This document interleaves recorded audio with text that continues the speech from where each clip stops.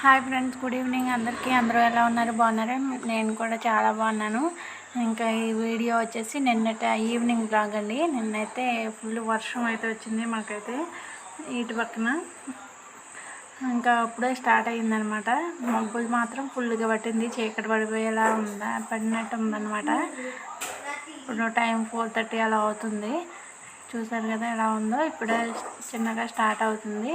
ఇంకా నేనైతే వంట అనేది స్టార్ట్ చేశాను. ఇక్కడ అంగన్వాడీలో ఇస్తారు కదా పాల ప్యాకెట్లు, అవి మా అమ్మ ఇచ్చింది ఊరినప్పుడు 2 ప్యాకెట్లు. మా చెల్లి వాళ్ళ అబ్బాయికి ఇస్తారు, అందుకని చెప్పి ఎక్కువ ఉన్నాయని తీసుకెళ్ళమంది. అయితే ఇప్పుడు పన్నీర్ చేద్దామని తీసాను అనమాట. ఒక పక్కన అన్నం ఉడుకుతుంది, ఒక పక్కన నీళ్ళు గిన్నెలో కాగబెట్టి తీసేసి తర్వాత పాలైతే పోసి వేడి చేస్తున్నాను. ఇంకా పన్నీర్ చేసేసి ఇంకా ఈరోజు కర్రీ అయితే పొద్దున్నే చిక్కుడుకాయ టమాటా వండాను, అదైతే ఉంది. ఇంకా కర్రీ అయితే వండకపోయి అన్నం వండి పన్నీర్ చేసేస్తాం. పన్నీర్ అయితే రేపు వండుతాను అనమాట.